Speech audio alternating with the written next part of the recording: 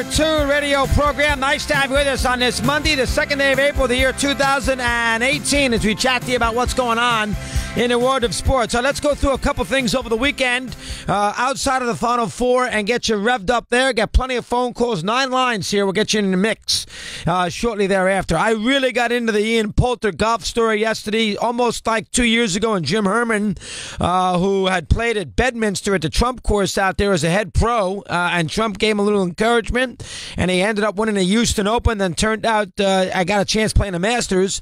I got into it yesterday. Poulter, of course, we all know about him. Very good Ryder Cup player. Hasn't done a lot lately. He really hasn't won a stroke play tournament in a long time. Poulter, at the Masters, you got to be top 50 to get in. This is not, it's an invitation tournament. This is not like they take 100 million people. They take 80-something people. You got to be top 50. Poulter was not top 50. He thought he was top 50. 2/3 of the way through last week at the match play in Austin. He got to the round of 8, quarterfinals.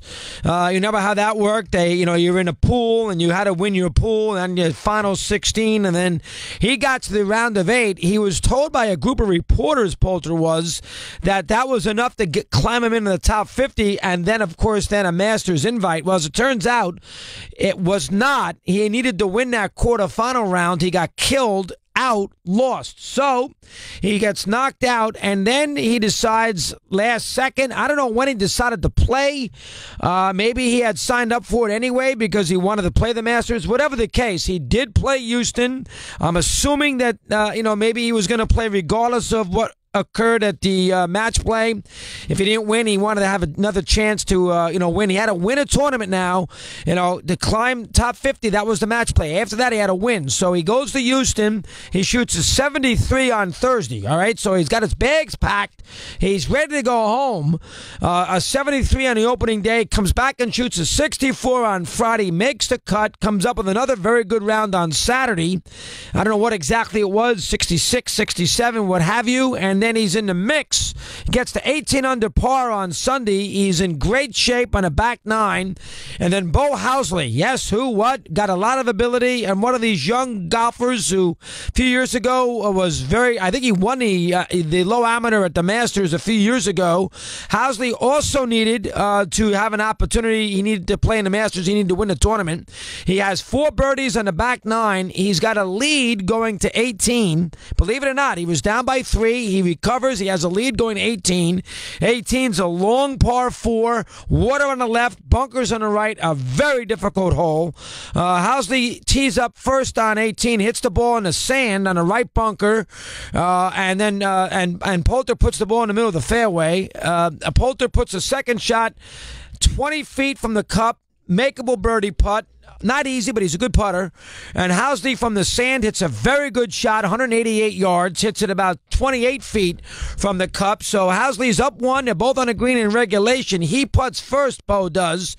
And if he makes this putt, he wins. And he's in the Masters and Poulter is out. He barely misses it by a sliver. I mean an absolute sliver. He misses it. Everybody thought it was in. The NBC crew, Hicks and Malpe and, of course, Johnny. And then Poulter's got a knockdown to putt, a 20-footer, to put himself in a scenario where he can get to at least a playoff. And what does he do? He knocks down a 20-footer to tie in regulation, and then they go to the first playoff hole, back to 18. And Housley's all over the place, bunkers, water. He gets a triple bogey 7. Poulter gets another routine 4, and Poulter wins the tournament, which gets him a 2-year exemption in the PGA Tour, among other things, and now gets him into the Masters this week in Augusta. How's that for a story? Oh, did I get into that all weekend long? Now, Houston Open sometimes have some drama.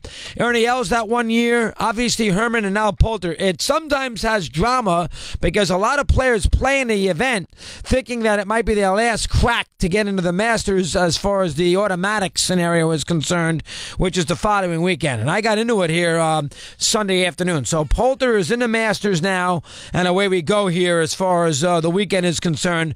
That will be a Thursday. We all know the weather. Sounds like it's going to be not unbelievably warm. High 60s. Chance of rain is one of the 4 days. But it's not going to be frigid as it is in the Northeast next weekend. And nothing's going to be rained out. So from that standpoint, the Masters is good to go. So there we have it from that standpoint. I did finish the Tiger book. We'll get the Tiger a little bit later on with the authors, our good buddies, Pete Benedict and, of course, Armor Katayan. That will join us a little bit later on this afternoon. I finished it last night. Loved every minute of it, and the two of them will be here, and we'll go through it here for an hour with them in studio at 5 o'clock Eastern. So that's the Tiger scenario. We got a report from a caller, Mike in Chicago, that saw a Tiger today. I guess he walked off the course after a tee shot on either 6 or 7.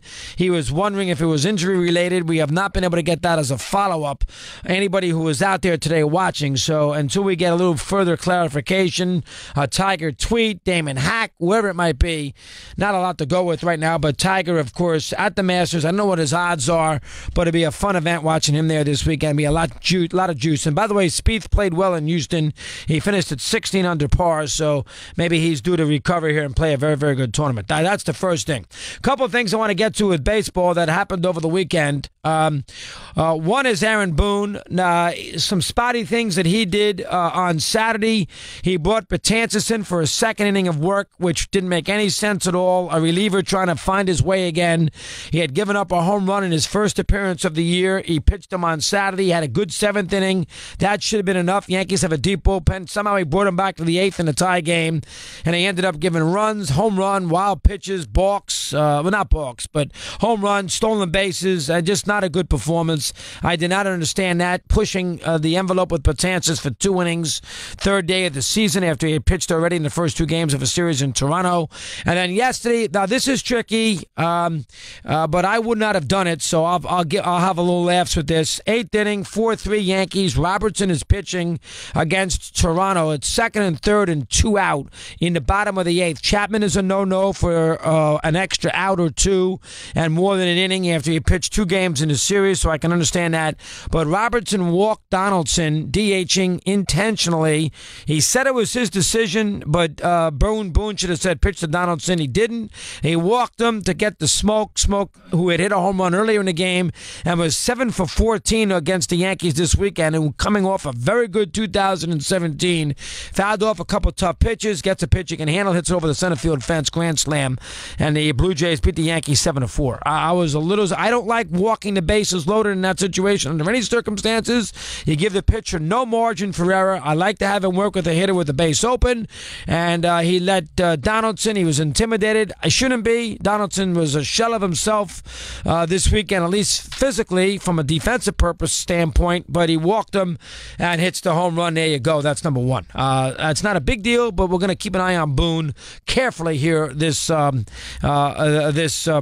part of the season. No managerial experience, and we'll see how he handles it. Number 2, baseball came down a couple minutes ago at the 4 o'clock hour saying that the officials, now I don't know if the umpires or the replay official back in Chelsea Pier, but they made a mistake in an overrule on Friday. We talked about this on the air at the time, at the plate late.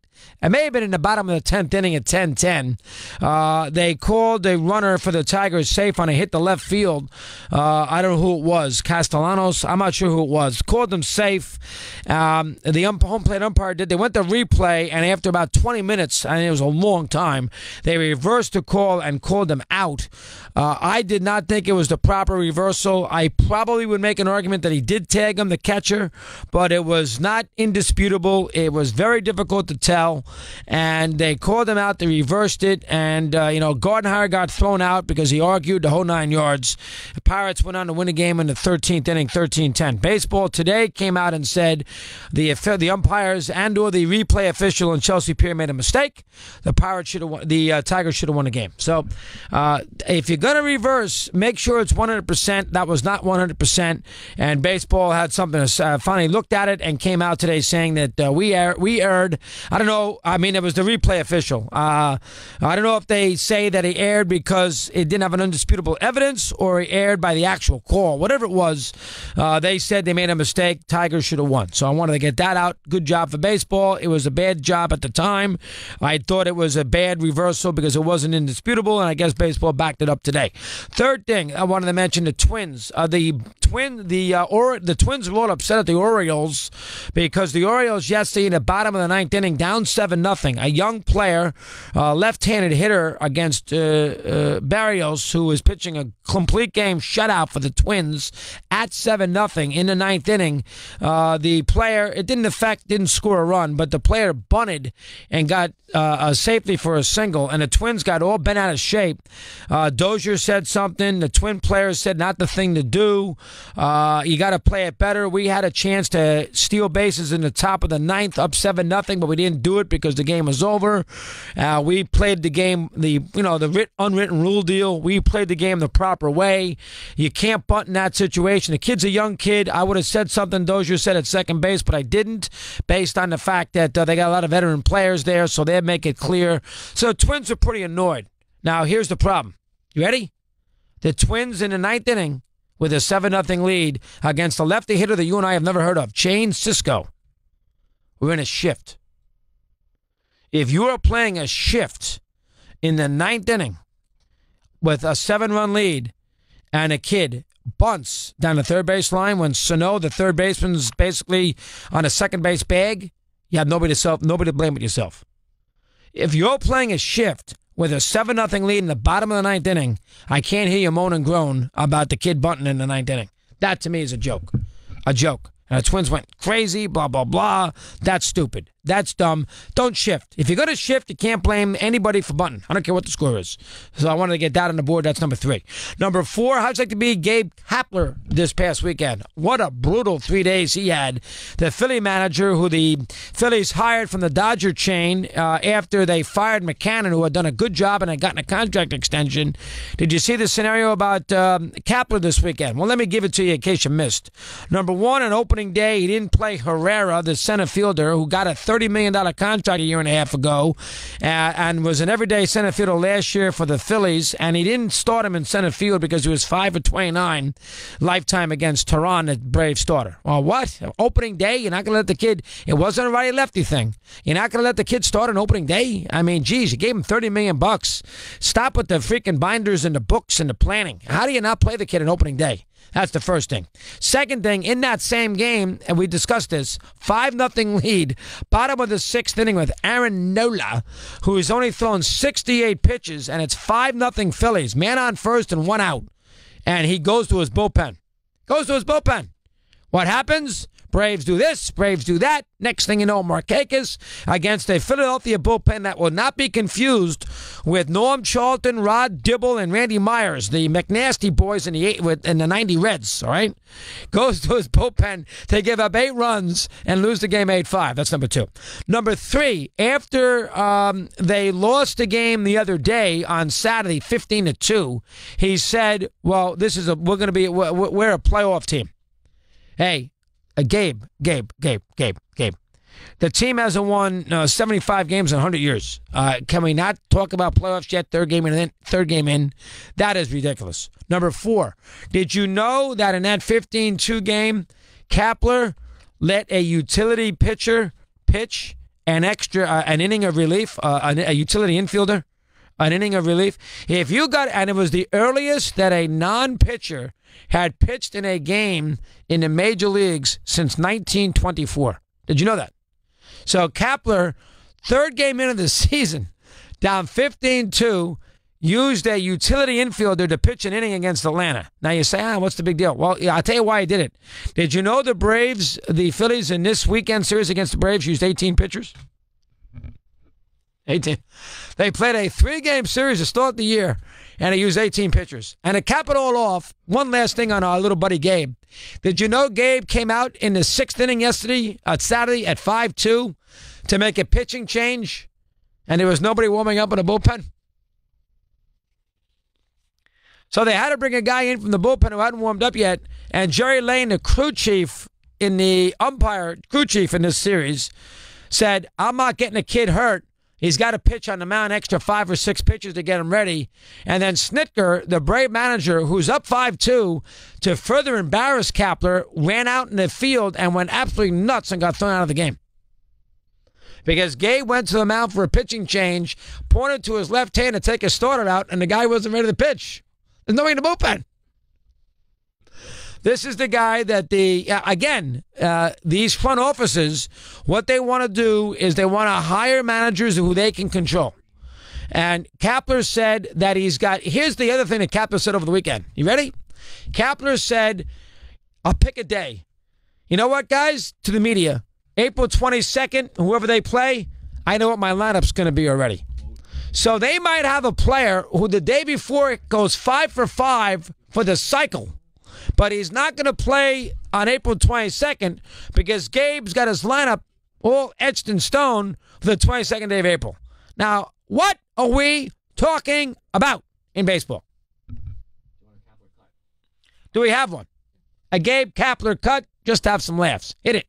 I am remaining 100% positive. I believe in this club. I believe in the men in that clubhouse. I believe in our coaching staff. And there's no chance that I'm going to let 3 games, 2 of them tougher, derail what we're trying to accomplish here, which is to go to the postseason in 2018, which I believe we will do. What are you, crazy, Bill? How about, you know what? How about being competitive first before we start talking about postseason? And I like Gabe. He's been on a show, but that is absurd.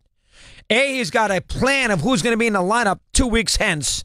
B, he goes out to the mound and bring in a pitcher who's not available in the bullpen. He's not even warmed up. C, takes Nola out after 68 pitches in the 6th inning of a 5-0 lead on opening day.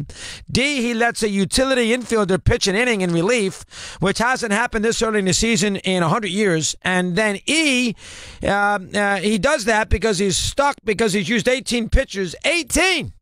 First 3 games of the season. Welcome to baseball in 2018. We continue here on Mad Dog Unleashed. You've heard from the Dog.